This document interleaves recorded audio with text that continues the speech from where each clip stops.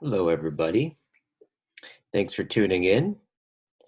Um, you're about to witness and listen to conversation with Joan Bordow and I. This is our second video together. There will be a third. It's a continuation of the conversation of our first conversation, and then some, you could say, musings that just seem to come up around, got everything from around authenticity and where where you are in terms of where is authenticity located and what is it oriented to, right? um, Also to relationships and being authentic in relationships, and also we talked a lot towards the end about the dynamic of victimhood, right? Is not like a report, a factual report on the state of affair, but that sense of being a victim, and what that is, and some of the plumbing underneath it, and is really good. It was a really great conversation. I love Joan a lot. Much wisdom there. Okay, some announcements before we begin the conversation with her.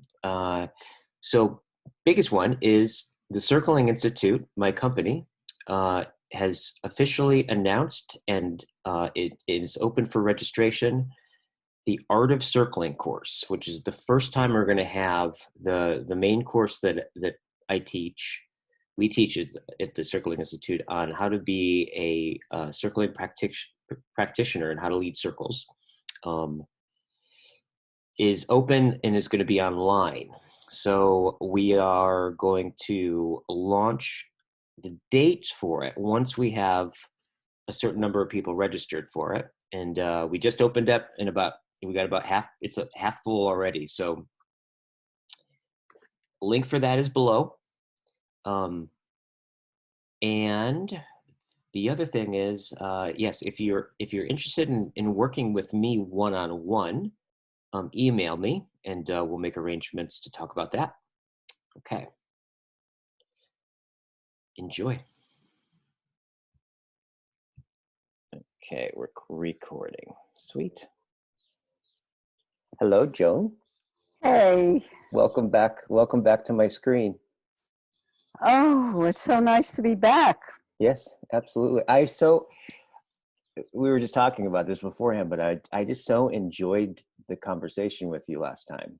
Like, I've known you for a while now, and I've known you, I mean, you've shared with me so much of your life and with each other, but going through your whole life in relative order, had just things, you shared some things with me that just, as we were talking about, which is just interesting because even that just this is interesting, is that, as I was saying, the Joan that I walk around with, right? Like I have my parents that I walk around with. I have my wife that I walk around with. There's the wife out there. There's the parents out there. There's a Joan out there. But then there's, like, on some level, the Joan that I reference and I think about, that it somehow orients me with myself in the world. Like she, after that last conversation, she got updated, right? She got more dimensional or something, right? Which was really interesting and exciting. And so I just really appreciate our last conversation. How was it for you? It was wonderful. Huh. It was like, I was going to say it was like cleaning out a closet, but which I like. I love that action of cleaning out closets, but more, I don't know, was looking through all that stuff with an updated lens. Yeah. Somehow. Yeah. Like, it, in telling you about things, it made the context that I've lived inside of made more sense to me. Right. Totally. That makes so it was kind of like being circled. Interesting. It was kind of like being like having this really big circling session about, you know, that it went very deep. And what I so much appreciate about you, always, even when we're having interactions that last 3 minutes, which sometimes they do, I'll call you, and is that it's fun for you. That Totally. An exploration of my life is anything but rote for you. And that is what I find so amazing about you. So amazing that you are one of the very few people I know that's genuinely curious without an in order to about it. Like, well, I'm going to find this out and so I can use it for my own ends. But genuinely curious for the sake of curiosity, and the sake of learning new things, and the sake of fun and adventure. That's rare. It's so rare. Right. Yeah. I would say it's like, thank you. First of all, thank you. You are touching into wonder for me. Yes, and oh God, I have a present for you. Oh, you do? Which, if we ever see each other in person again, I'll give you. Yeah, because in the Wisdom area, we once did a vacation course called The Way of Wonder. Oh, wow. The Way of Wonder. And so I found, as I was cleaning out closets this week, I found a baseball hat that says on the front, The Way of Wonder. and this big cloth bag for carrying stuff that says The Way of Wonder, which I put aside to bring to you. Oh, awesome. Yes, it's a perfect present for you. Awesome. There's something about, there is something about wonder, Joan, that's that I think is one of the ways that I feel pretty connected with you, is whatever that spark is. And it's interesting to think about wonder, because I've thought a lot about wonder. I mean, I find wonder quite wondrous. And wonderful. Yeah. There's something deeply encouraging when things occur wondrous. And the wonder has this quality, for me anyways, of there's one experience where, you know, you see something that's so fantastical that you're in wonder of it, right? But deeper wonder is the experience of when what is most near, right, reveals itself in a way that you hadn't seen, and it'd been there the whole time. So when you were talking about going through your history from where you are now, on some level, it's not like what happened was different, but like what it spoke to you. Your life revealed more of itself to you. Yes. And that experience of revealing on some level in something that was already kind of there but undistinct, that moment of aletheia, of truth, of unconcealment. I think it also has something to do with meaning.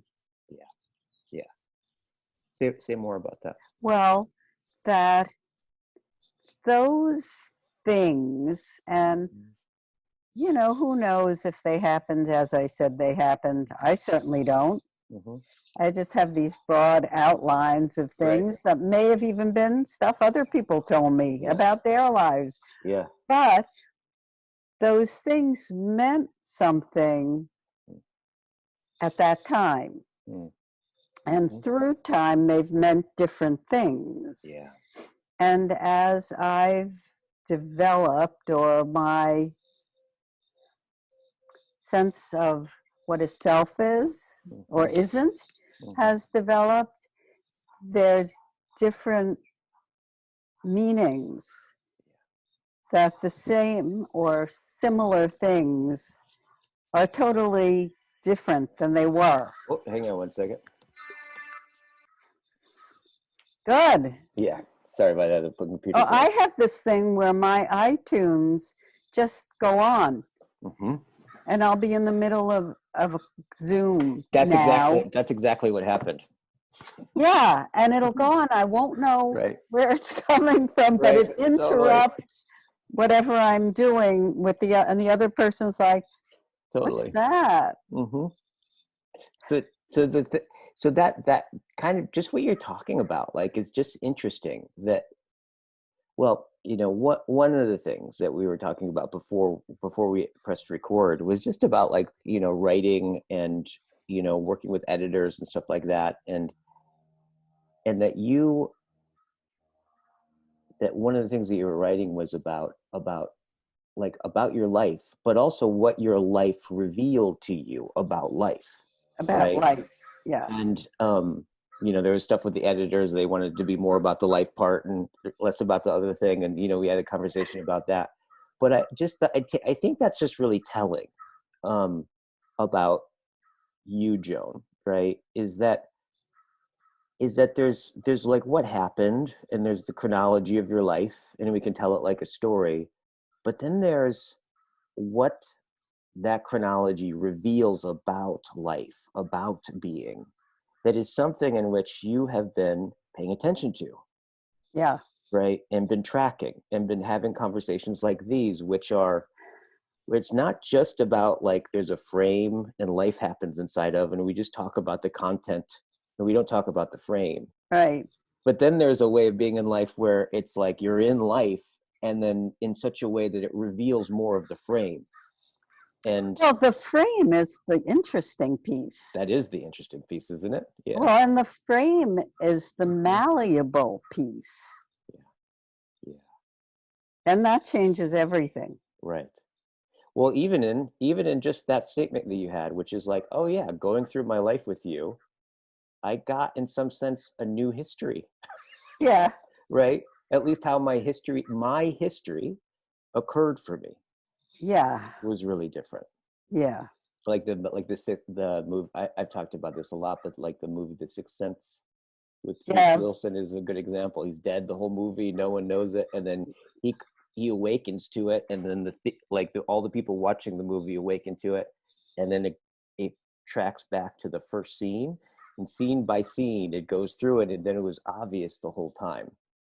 Right? Yes. But That, not to us. yes, that to me is wonder. That revealing is wonder. That's what Yes. meaning, significance, and that seems to be available.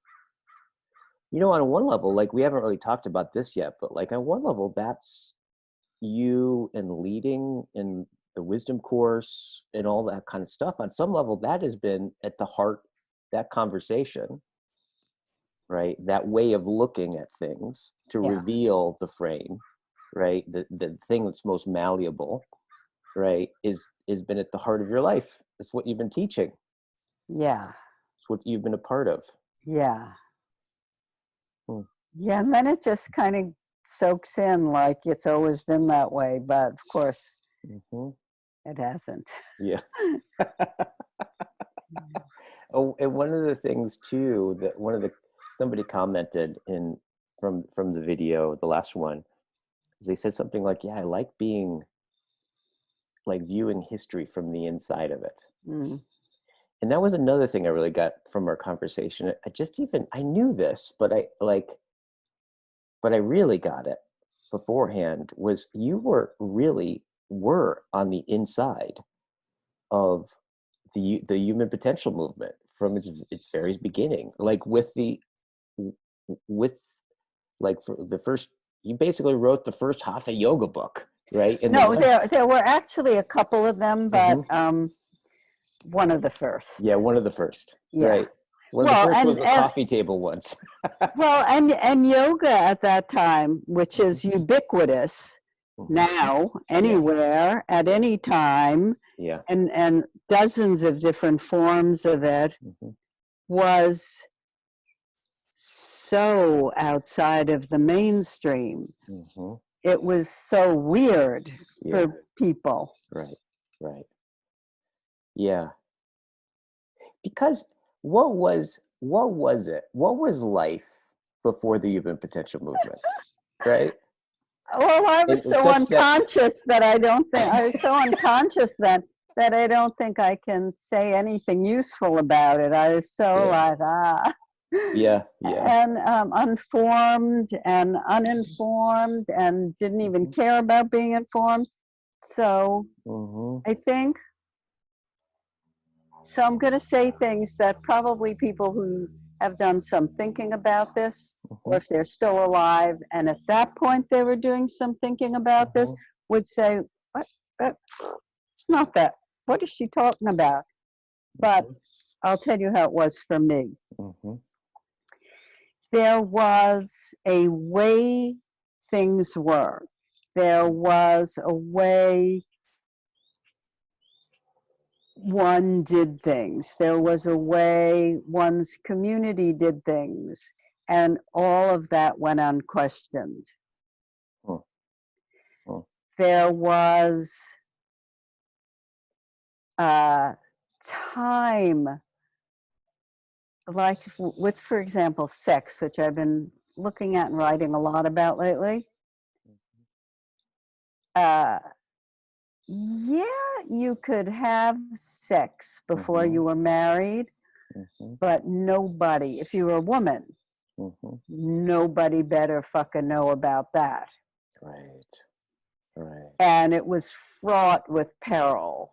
Right. Like, it was fraught with peril because there was Mm-hmm. birth control was unreliable. Information was scarce. Mm-hmm. It was, you know, if you read, you know, uh, I read things about Mm-hmm. how things are currently in other places in the world Mm-hmm. where it's still like that. And we now, as people living in a current paradigm, are like horrified. Yeah. Yeah. Nobody was horrified about it except the Yeah. fringe Right. who were weird. Yeah. Yeah. Only on the fringes was there any Yeah. like to do about how things were, Right. which is always the way it is. It's the fringe that's, and sometimes the fringe is the lunatic fringe, Mm-hmm. and the conspiracy, the kind of conspiracy theory fringe, and sometimes the fringe has a more scientific bent, but they're very close. It's all the fringe. Yeah. Yeah. Fringe, there's the fringe, and then there's the mainstream, Right. Yeah. where you know everyone agrees about things. Mm-hmm. Mm-hmm. Yeah. And so, Yeah. as far as I can tell, to alter anything, you've got to be on the fringe. You have to stop giving a fuck Yeah. about belonging to make any real difference, or you have to Mm. see belonging Mm. for what it is rather than Yeah. be compelled by it and have your Mm-hmm. moves be in accord with it. Right. Right. Because yeah, so it's like if you want to make a difference, right? Which is if we say that what you're inside of is the thing that's the same, Yeah, right? yeah, The things that are like easy to comprehend, that everyone can talk about, like that everyone can adjust to and orient and make judgments about, and is if we say that's the norm, then yeah, there's on the margins of the norm. As you get on the margin of the norm, you'll have less and less. You'll make less and less sense. You'll be probably more and more threatening, if they can even perceive what's happening. Right? If they can right, perceive what's happening, it doesn't belong here. yeah, So if you want to make a difference, almost by structural definition, right? What I'm hearing you say is, I have to tolerate. I need to be able to tolerate not belonging, right? yeah. The price Yeah. for speaking to the mainstream is the strong possibility that you will be derided or ignored or thought of as weird, all the stuff we do to deal with threat. Interesting, yeah. I mean, people think you're weird. Yeah. You know, Yeah. I mean, that's an easy, because you're such a, you're quite inexplicable. Your capacity for just getting inside with people and kind of roaming around inside other people's bodies and heads and looking out through their eyes. Right. The only explanation for you is that you're weird. Right. Right. Totally. So it's because I mean, I don't have that capacity, and that other person, that all these other people don't have that capacity. You are weird. Right. And then, so it's also that I'm oriented that way and interested in that way, and then go that way is like,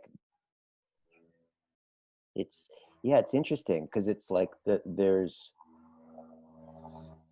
so I've been, one of the things about when I think about the work of in philosophy, let's say, there's Sartre, who was kind of like the one who you could say is, I don't know if he started existentialism, but he basically was a philosopher that became popular while he would write books, and people would buy them, and it became popular. And a lot of Sartre's work was a genius misunderstanding of Heidegger. That was basically existentialism. I mean, there's a lot more to it than that. But what's interesting is, as time goes on, Sartre is becoming less and less significant. Yeah. Right? And it kind of, I think I thought about that. I was like, wow, interesting, because I really like Sartre, and is some people would even say that he was they consider him less and less a philosopher as time goes on. And so Heidegger, who was famous, relatively speaking, during his time, but now people are just really being able to actually comprehend that they don't totally comprehend what he was saying.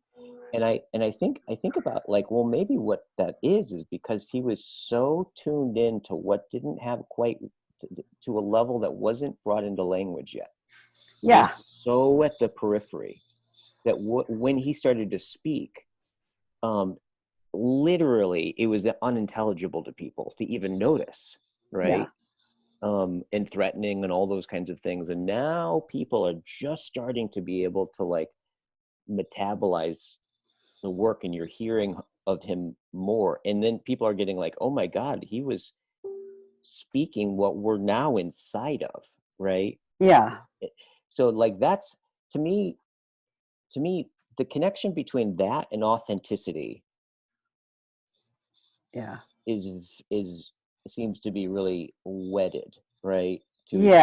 Right? This sense of being authentic isn't just about just being yourself or being different, but it's actually tuning into an intelligibility that isn't what people can get together and idly talk about, right? And just idle together, as Heidegger would say. Yeah, I think there's got to be enough dialogue.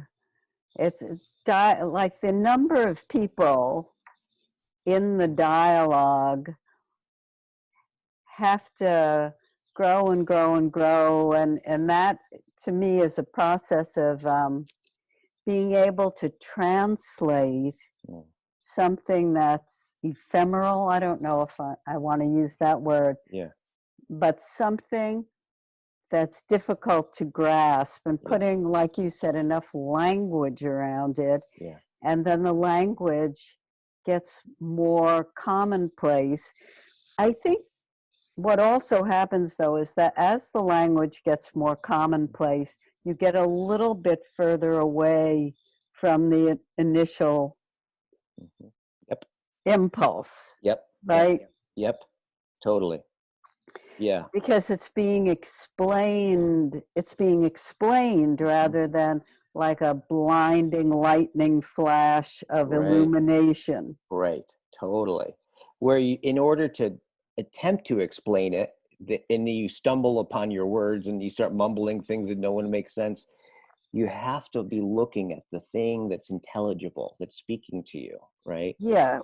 But then once it becomes, it's interesting, once it becomes, a lingo, or becomes, has more language around it, that, and becomes more intelligible to what's ordinary, right? And people start to speak it, then they can just repeat it without having to look at the thing to try to articulate. Isn't that what Heidegger called tranquilized obviousness? Yeah. Yep. Yeah. The mode of authenticity, I think, is speech in its inauthentic mode, right? Which is most speech, right? Mm-hmm. Mm-hmm. Well, which is interesting. Idle talk was the word, and it's a great word because it's got that sense of like, I'm doing something to keep something not going somewhere, but just running the engine, keeping it going around and around and around and around and around and around. Yeah. And I know, it's not, from his view, idle talk in authenticity didn't have a moral edge to it. It was a way of talking about how culture maintains itself, right? So like in normal conversations, the interpretations of the culture, how do they keep going? And I've thought about it as more like a foliage on the on the ground, like a foliage, and then authenticity is something like it, like this burst of intelligibility that comes up like a plant, right? That kind of blossoms out and then comes back down and alters the culture that becomes idle talk, right? Yeah. So it's interesting kind of thinking about that. And can I say one thing? Oh, please. That you said, which struck a chord with me. It's interesting that when you use the term inauthenticity, it has such a moral cast to it, like, well, that's bad. Right. And it's good to be authentic. Yeah. Yeah. And it's interesting because if you take that moral part of it, right, and you just look at what it is, and I've actually, as I've gotten older, I have just genuinely come to appreciate like customs. Like marriage is just, I mean, being the secular humanist that I was thrown into as, right? Like I'm just kind of like suspicious of any kind of normativity, right? I've just habitually, I'm just like, that's kind of like the way my being bees, right? That's what I was born into. And so being married and feeling the wisdom of that union be something that substantiated me, like altered me, changed me in ways that are hard to talk about, like hard to really articulate. And I know for me, that's an example of, oh, there is so much wisdom in these cultural structures that have gone on for a long time, right? And this kind of connection between wisdom and age, wisdom and time and duration and significance. So, and since that has really impacted me personally, because I've been a lot more like when people go to the coffee shop and they're talking about this, that, and they shake their hands and all of these, I can start to see like, no, if it's in existence and it's repeatable, it means that there's wisdom in it, right? Of generation after generation. And I've just come to start to appreciate that for me personally. Well, can you imagine? Sometimes I think about everything, it seems to me, and it might not work this way, but it seems to me that everything that is said Hmm. was said initially, like somebody said it. Yeah. Nobody had said it before. Yeah. And somebody said it. Yeah. And now all the things and all the language that's used, you can say that, but it was all invented. Hmm. Uh, and Yeah. there's a time before it wasn't. Yeah. Yes. That's crazy. Totally. Totally.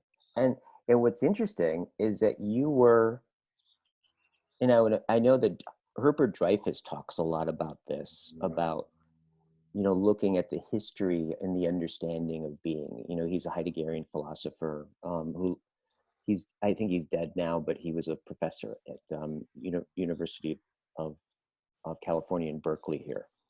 Famous professor, amazing man, but he did a whole series on seeing if he can distinguish and articulate all the change makers that change the understanding of being through history.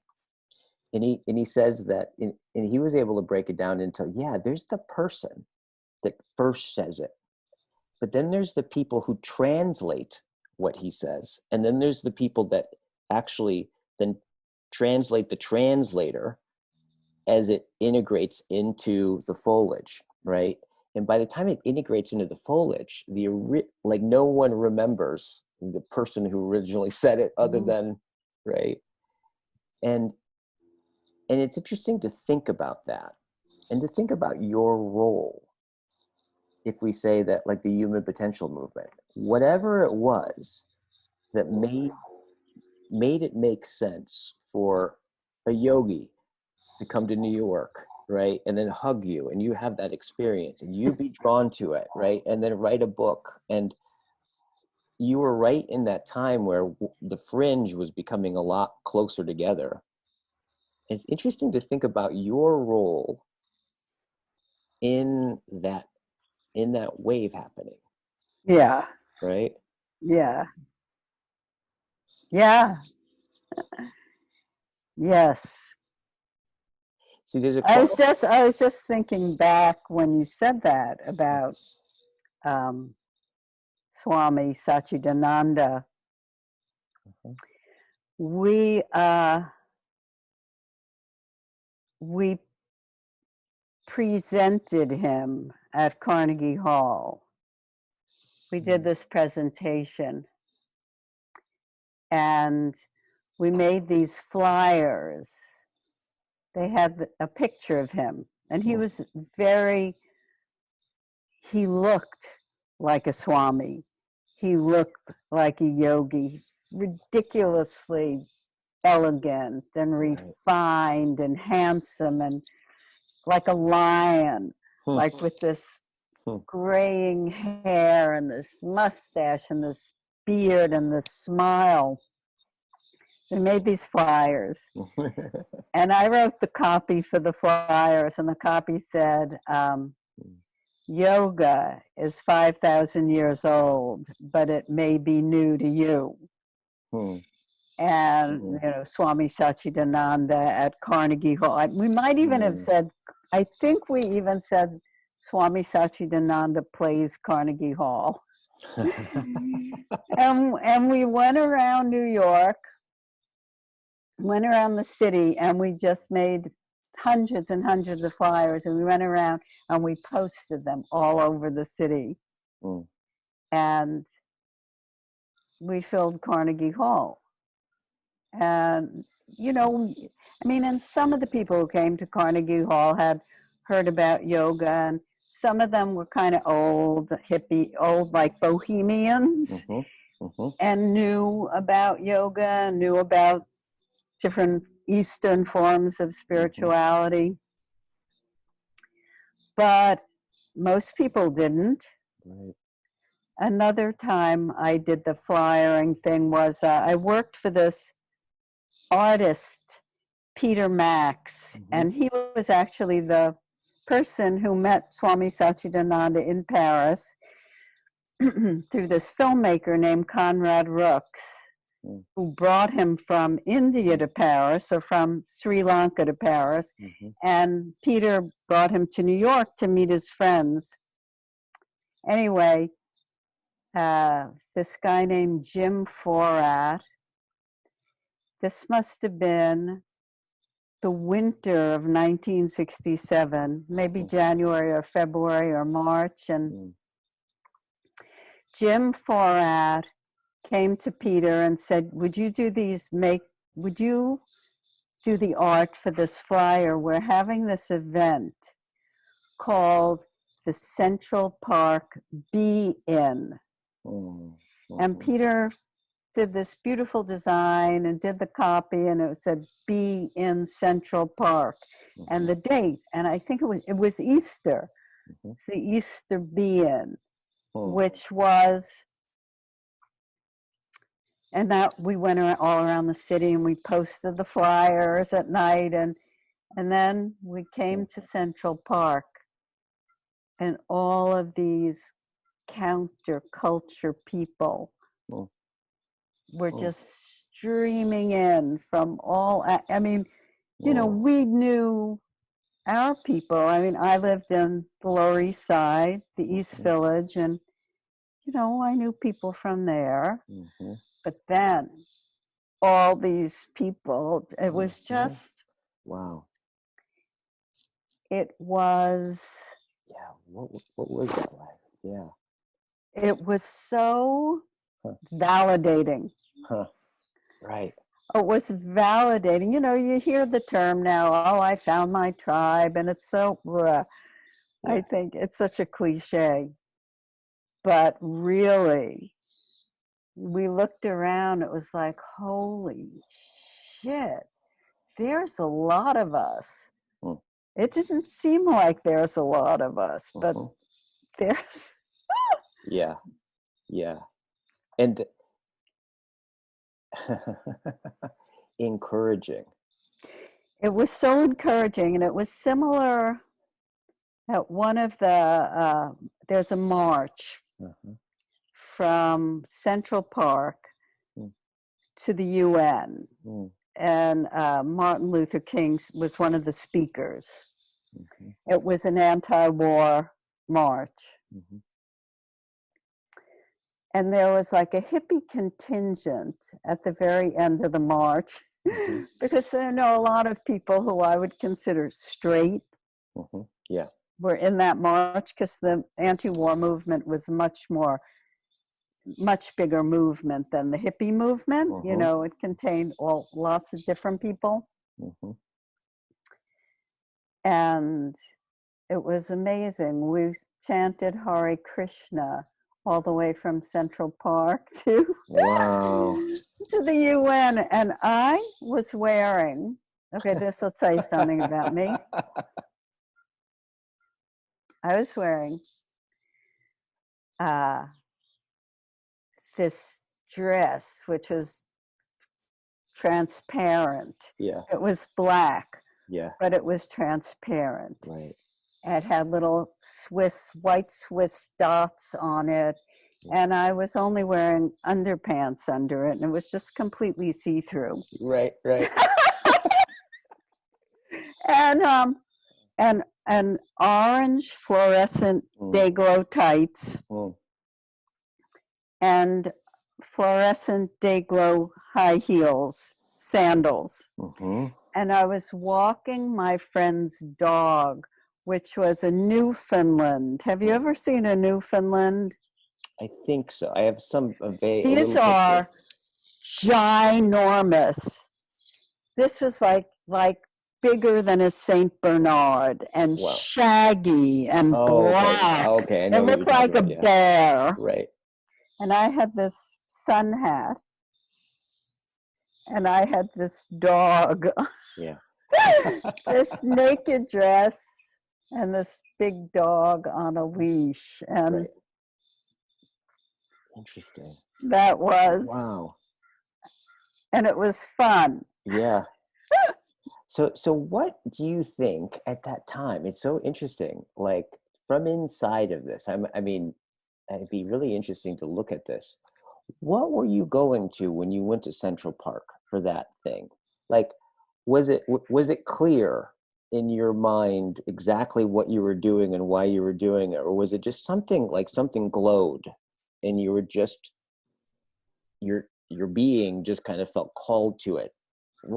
Well, I resonated with the anti-war movement. Mm.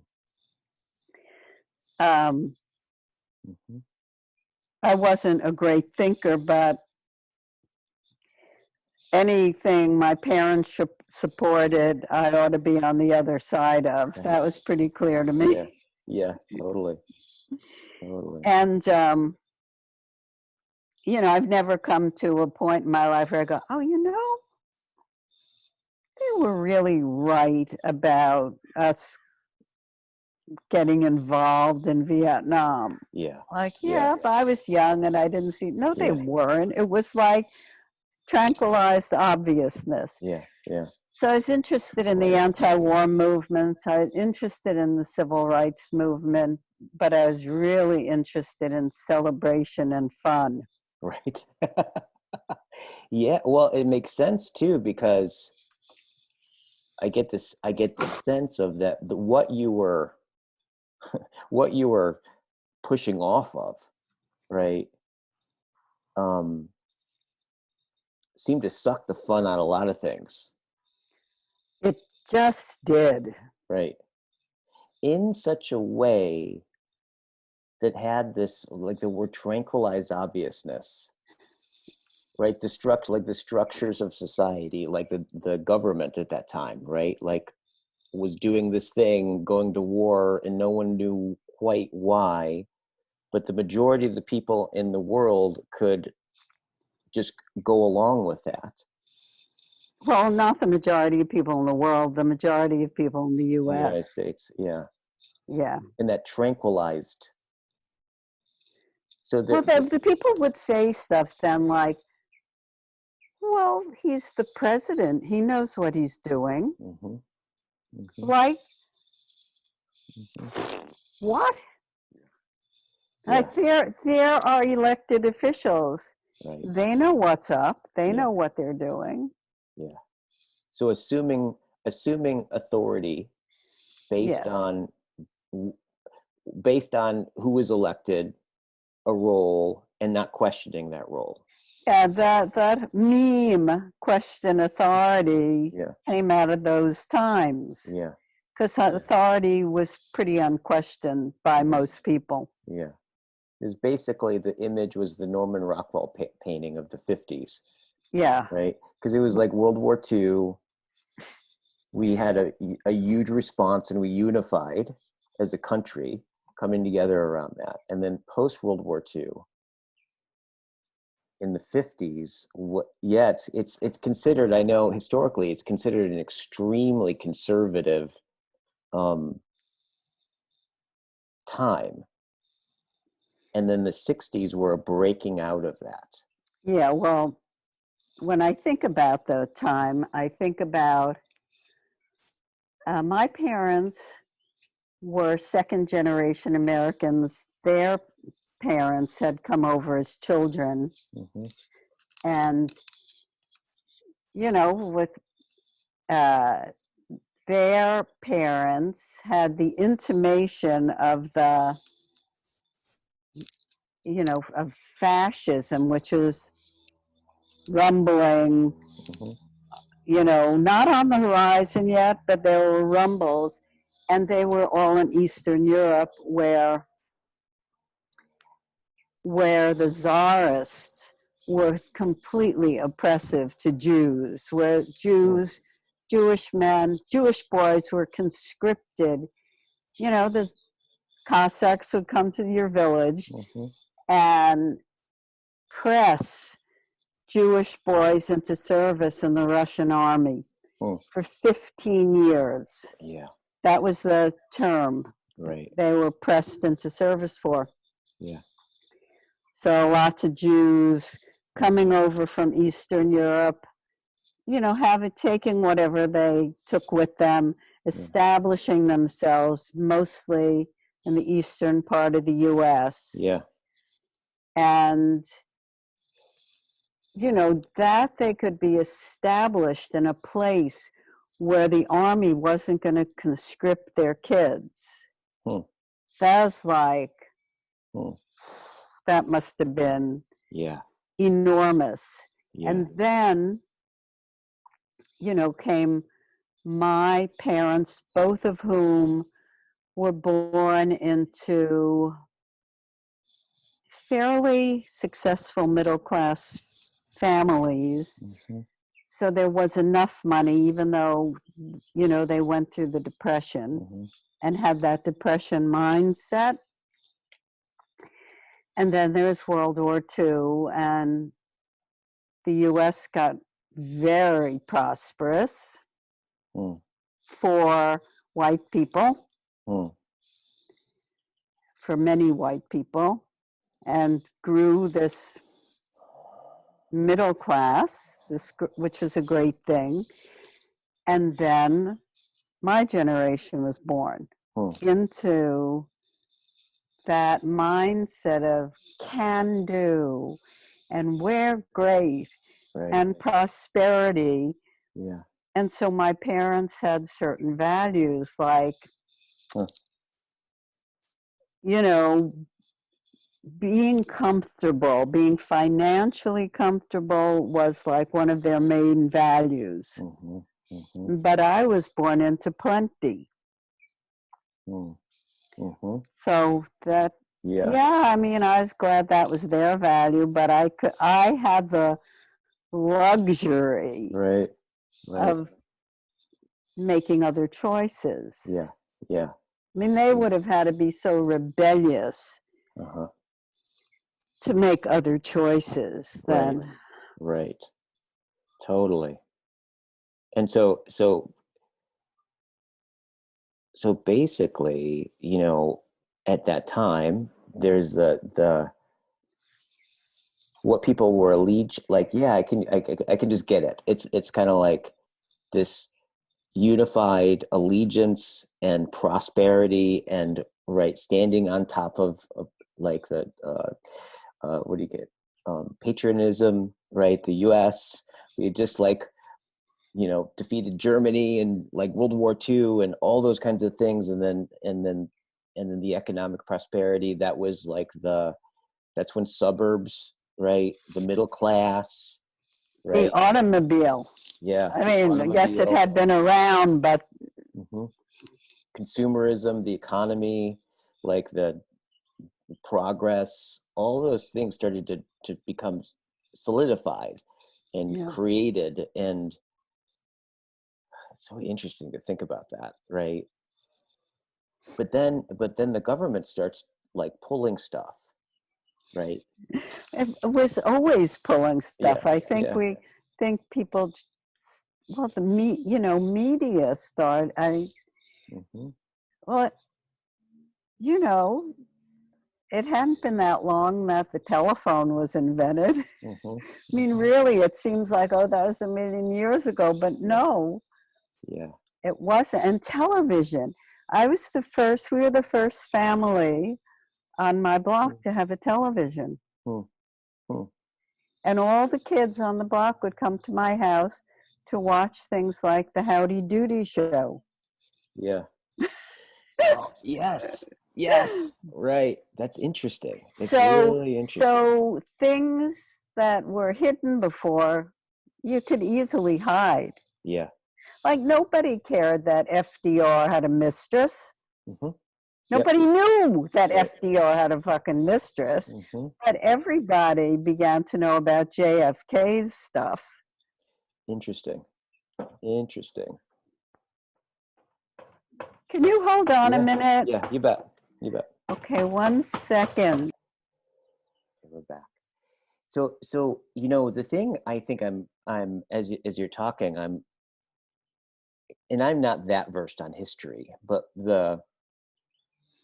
it seems like this is where in the 50s was where the notion of really trusting an institution, right, in that wasn't the church, seemed to like where a lot of the it seemed like where like a lot of coming out of the Middle Ages was very much Catholic Church, right? And the you know the classic medieval town being you know the church is at the center and everything and that's the center of the hierarchy, right? Or mandala, and then everything out there mirrors in this.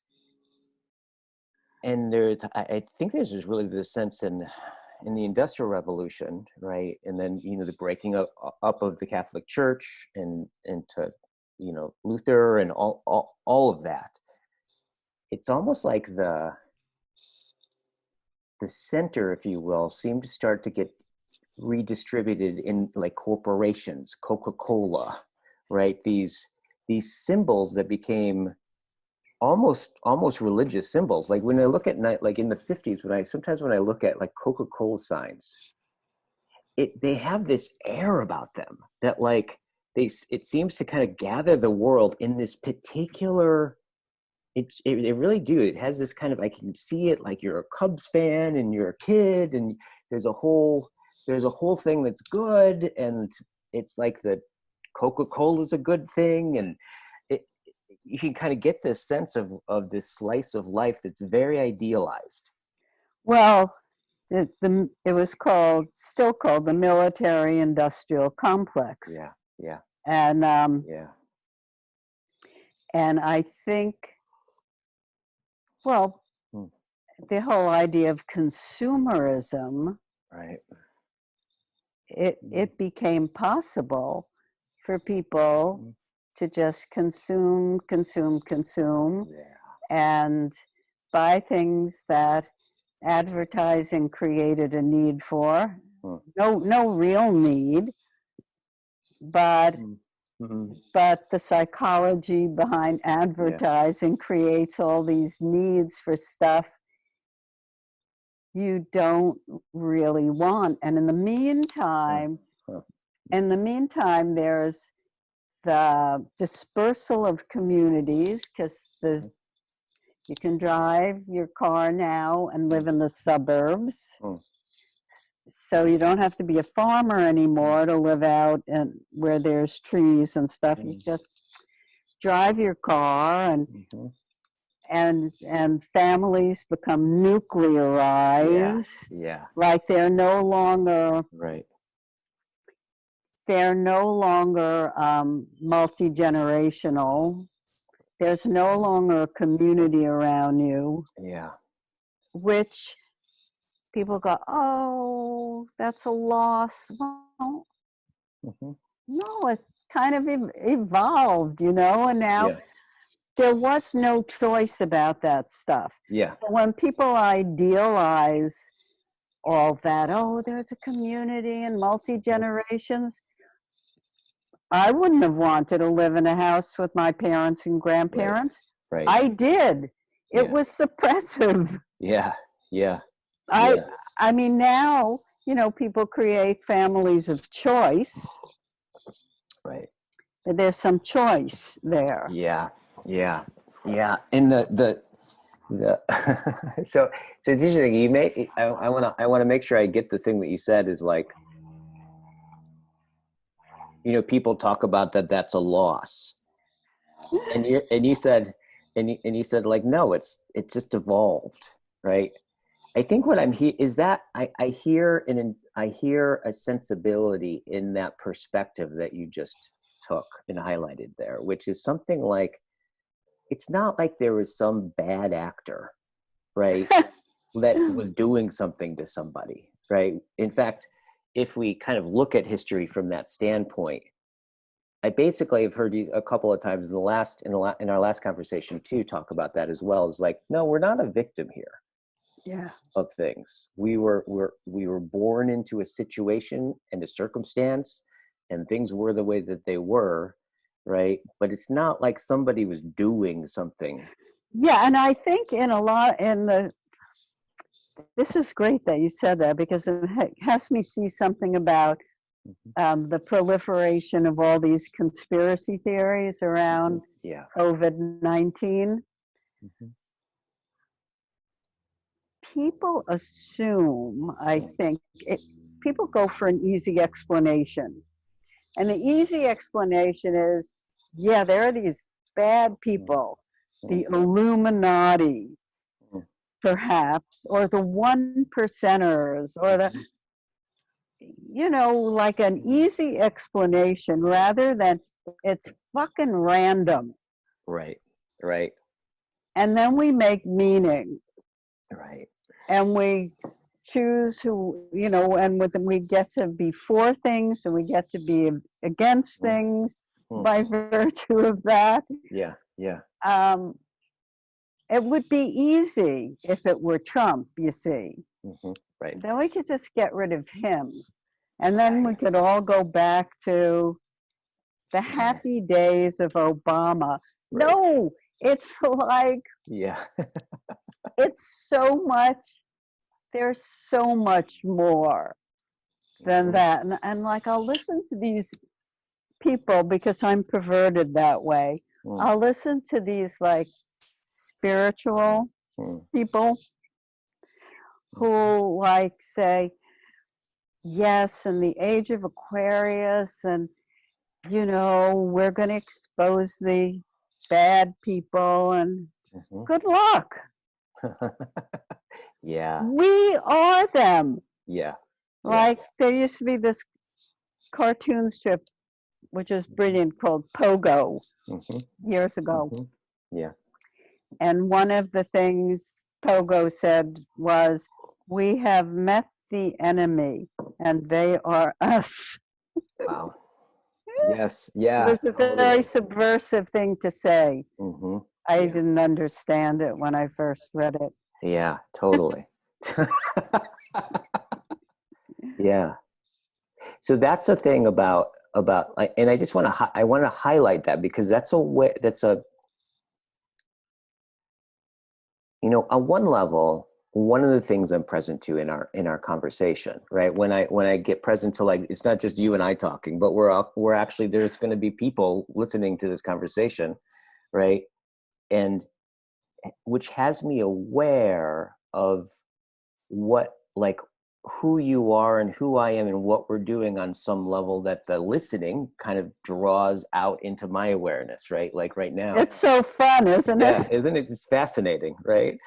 But there's a way in which I'm realizing one of the things I'm excited about having you on is I think there's a sense of wisdom of what is it to be an elder in this culture, and specifically a woman elder in this culture that actually kind of takes up being one on some level, right?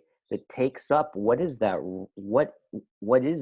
right now to be a woman your age, having had the history, watching what's happening now, because it seems to me that one of the things that's changed is it used to be that the older generation in most cultures anyways, right? The older generations were the people who were had the wisdom, and like there was the shaman, and there were the chiefs, and there were the people that kind of like had the wisdom because they had gone through so many things. They knew the right things to be afraid of and the right things to pay attention to and how to deal with that and what not to take care about.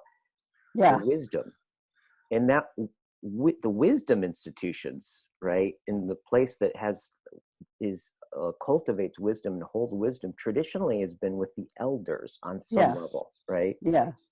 And I actually, when you look at like what old people are to us now, is they're senior citizens, right? Oh, they're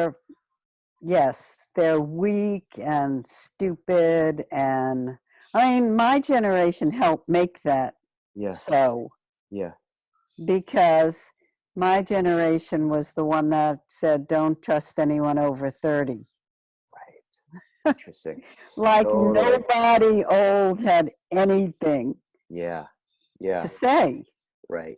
So it was like a gestalt suspicion of any kind of authority, and authority to some version was all of it, right?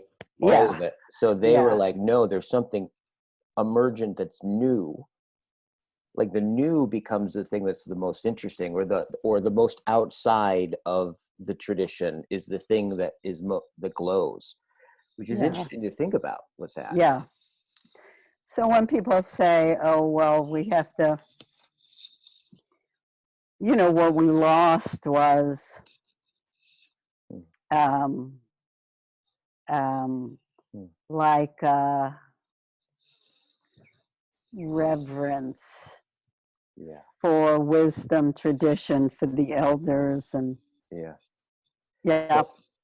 So, so from that perspective, so part of what I'm excited about is just the fact that you're 76, right? And there's people listening to this that, as I told you last time, I discovered this. They have, like, for YouTube, they have like stats of your, all these statistics of your views and all this kind of stuff that you can click this button. There's this whole, I was like, oh wow. And my viewership is between, I think, age 25 and 35, most of them. Mm-hmm.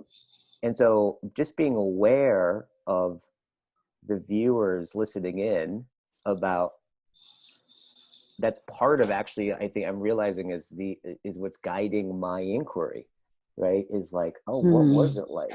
What are we Yeah. doing now that, like, from your vantage point, is just seems like unwise, right? Just having that horizon in the background, it's making it explicit. I mean, there's a lot, sure, there's plenty of stuff I don't like. Yeah. Yeah. And probably if I thought about it, I could come up with things that I Yeah. think are unwise. Yeah. I think being present is everything. Yeah. I mean, I don't have any solid worldview about this is unwise and that's unwise. Right. And I really don't. I don't have prescriptions. Yeah. There's an however, and I think that's quite wise right there, right? You're exemplifying a particular wisdom in the intelligibility, right, of some of your responses and the ways that you say things. And I'm just noticing I want to celebrate. Oh, well, I just thought of one thing to say. Oh, okay, good. And that is what continues to be revealed to me is my own stupidity. And then I can deal with something about it. So let me give you an example, because I can't quite articulate it yet. So I'm reading Facebook, and a friend of mine posts some supposed authority, who she considers an authority, who is saying things about the coronavirus, COVID-19, and people's behavior that I don't agree with. And my friend is very verbal about it. She's very loquacious about it. She's sometimes rabid about it. And a lot of her posts have this tone of she's being victimized. That just draws me like a fly to honey. Right.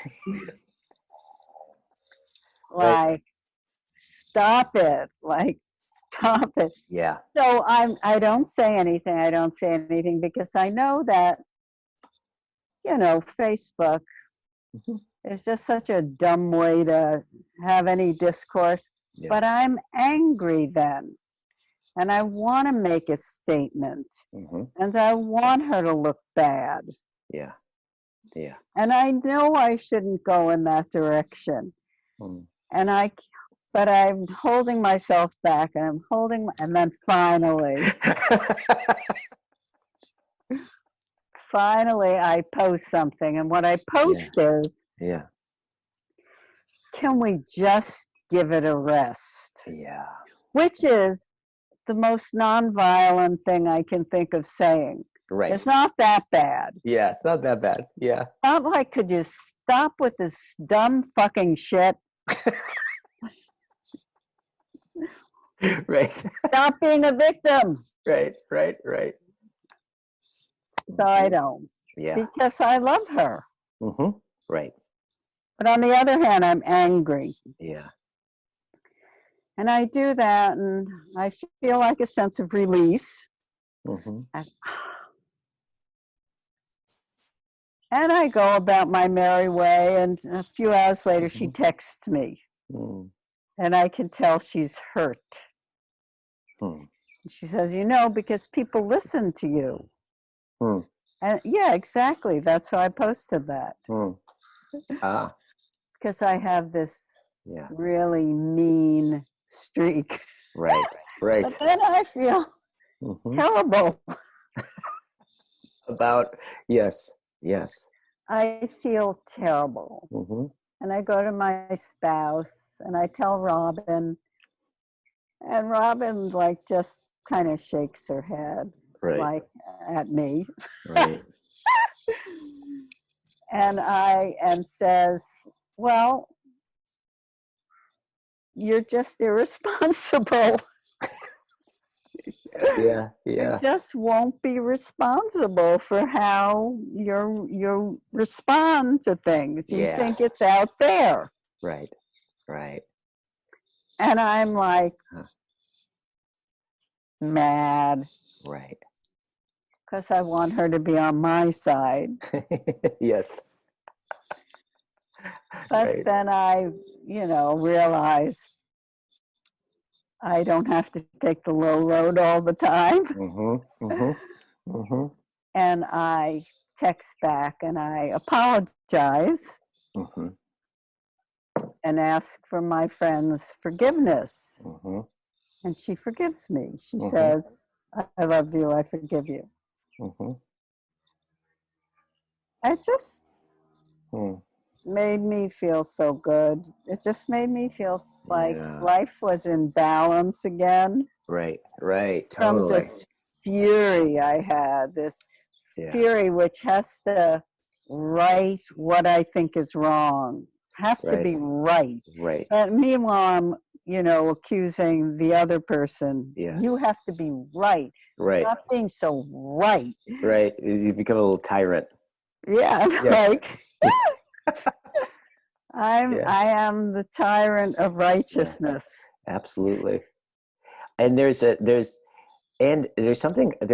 though that I actually kind of like what you're irritated by though. I think that there's an intelligence in the irritation, and I get what you're saying. It'd probably be a good idea if I didn't like hurt my friend's feelings if possible, right? Well, if I didn't become what I'm accusing her of being, I mean the meta stuff. I don't mean the situation or not like she's victimizing me. So I have to set that right. By making this public statement on Facebook. Like, and friends of hers immediately like attacked me, which that was fun, but but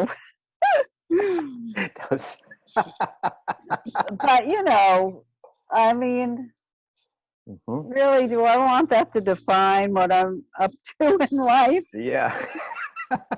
Totally. And for the moment, it's fun, but really? Really? And what I think, though, right, here's the thing, is that the initial sense of like, so even in yourself, right, the thing that you're kind of copping to in yourself there is like, well, I'm doing the thing that I'm apparently mad at, right? So I'm being at effect, right, as you would say, at effect of her situation, as if I didn't have anything to do about it. Therefore, I'm justified in correcting the problem. Totally justified. However, the attunement to what I'm hearing is victimhood, right? The thing that catches your eye as something like as a dissonance with it. Yeah. Now, I'm not saying that people do not use force on others and Mm-hmm. could be a good idea to, try other things out. Yeah. I'm talking about when children are called victims. Yeah. Yeah. I can grant that. Yeah. Yeah. There are other people who won't even grant that, Yeah. who won't, like, no one. There is no such thing. But I can grant that. I'm on the side of people treating children well. Right. Right. But when you're an adult and you've had certain privileges and Mm-hmm. opportunities Mm-hmm. for critical thinking, Mm-hmm. and you go that route, Mm-hmm. I find it annoying. Right. Yes. Yes. And what's annoying about it? Like, so what is it about being a victim? Right, or because what I'm hearing you say is that you're not talking about literally, people can be victims of other things, of war, of all those kind of things. You're not talking about like the situation. I'm talking about a victimized mentality. Yeah, the mentality of victim. Poor fucking you. Right. Is what I'm talking about. And in that, there's a couple of things in that I've seen with myself. Mm-hmm. When I feel somebody's done something to me, mm-hmm. I give up my say. So there's a couple of parts to it. I give up my say in the matter. Mm-hmm. I give up my agency. Mm-hmm. And the other part of it is then it allows me to do anything to you to right that wrong. I'm victimized. Therefore, therefore you become fair game for me. Yeah. I can do anything to you because you have done something bad to me and you deserve it. Right. Motherfucker. Right. You deserve anything. I mean, it's just like this dynamic. Yeah, so there's being a victim, and then I'm justified to do harm to you, but I don't have to take responsibility for it because I don't look like my aggressive nature, which wants you to be harmed now, can be excused because it's fair. Yeah. So the thing about being a victim is it's a loss of responsibility and of power, right? Except you get to be aggressive and use force, and have to be responsible for the impact of that force. Right, not at all. Yeah, it's kind of like yummy. So I mean, I've seen in myself the yumminess of being victimized, like taking that position. Ooh, like you are fair fucking game now. Right. That about defines every pretty much toxic historical conflict I think imaginable. That's the architecture of it, isn't it? Something like that. Yeah. That's woven in there, I think. Right. And so what happens? So what's the alternative to that? Right? What's the alternative is not easy. Yeah. Because we're so thrown in that direction. Yeah. The alternative is growing the fuck up. Right. The alternative is sometimes eating crow and liking it. Yeah. Like, the alternative is giving it up. The alternative is letting it go. The alternative is stop fucking blocking the flow with your big fucking identity. Yeah. Totally. So this is really this is a deep thing. So I think that's one of the things about victimhood is that it comes, one of the things that's so alluring about the victim, you know, when they talk about it, like I learned it with, it's like there's the victim, wherever there's a victim, there's always a villain. Wherever Ah, there's a villain, there's always somebody who's going to side with the victim, right? What do they call that? The sympathizer, right? Uh, and that it's almost impossible, like in the thing that gets that whole cycle going is all somebody has to do to get that, all three of those in place, is to blame someone, yes. right? The moment I blame you is the moment this is where it makes it really kind of linguistic in a certain sense. It's kind of almost a linguistic semantic structure, right? If I go, you were wrong, right? And like, I'm fucked and you did it, right? The moment I do that, now I'm clear about who you are and who I am in relationship to you. And then I can start vying and people can pick sides, and that venomous, seething, justified thing that people can get completely lost in, right? Yeah, it leads to, for me, the thing that I have had to had to deal with, still sometimes deal with myself, Mm-hmm. is being undermining. Hmm. Hmm. Hmm. It's like a way to kind of secretly get back. Right. Yeah. Gossip and undermining. Yeah. And Yeah. then, it's so blah. It's so Mm-hmm. irresponsible. Mm-hmm. Right. Yeah. Well, it's kind of like but at the same time, I think that's the thing that's just, I want to highlight in it, which is the compelling part of that structure, is that it gives you an identity, right? Like, and if you have an identity, like, if I know who I am, then I know who you are, and then I know the world and then I know what to do. And if, Yeah, it gives you certainty yeah, in a completely uncertain right, world, right, right, always uncertain. So it right, gives you structures and boundaries, yeah, and then you forget that you just made it all up. right, right. And so when you call yourself on it, right, and you cop to it and you apologize and Yeah, you take responsibility, and basically what I'm hearing you say is you withdraw blame, yeah, right? Um,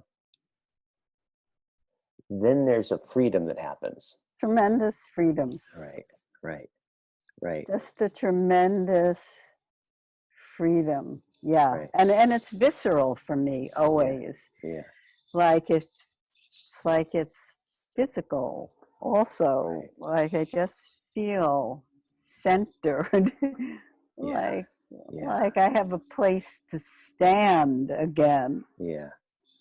Because it's just really interesting to have this conversation with you again, right? And because what I really got is that there's the agent part, right? The Yeah, agency part, right? The sovereignty part, right? yeah, And this difference between something like an identity versus something like, this is what it's coming to me now, is like something like agency or yeah, sovereignty, right? yeah. It's like the It's more identity. like a space Hmm. than an identity. Yeah, yeah. And is the way that I think Vervaeke talks about sovereignty is like it's the agent arena relationship, right? Where there's no like, sovereignty is always only makes sense in an environment, in a world, right? So it's like, I am, the am and the I, right, they coexist and mutually inform each other. And I think one of the things about the more sovereign you are, right, the more agentic you are, it it, it has to do with your ability to it's like this sweet spot where your ability to lean into novelty in such a way that the novelty or the intelligibility of the arena of your world actually comes back to you in such a way that has you learn more, it has you understand more, as you orient it more, and as you're oriented more, you open up to that novelty and more of its intelligibility comes into it. And so there's this, it's world forming, right? It's quite a deep thing. And what I'm getting is that the moment I go, oh, fuck you, you shouldn't, da, da, da, da, right? I start blaming somebody is the moment something else happens, right? I get like you come into being in a certain way. Right. Totally. Now, we should end this in a couple of minutes. Okay. Yeah. I have totally. another. We have more history to cover, so we'll have to I know do another video. yes, this was beautiful. Yeah. And it was just so fun. Yes.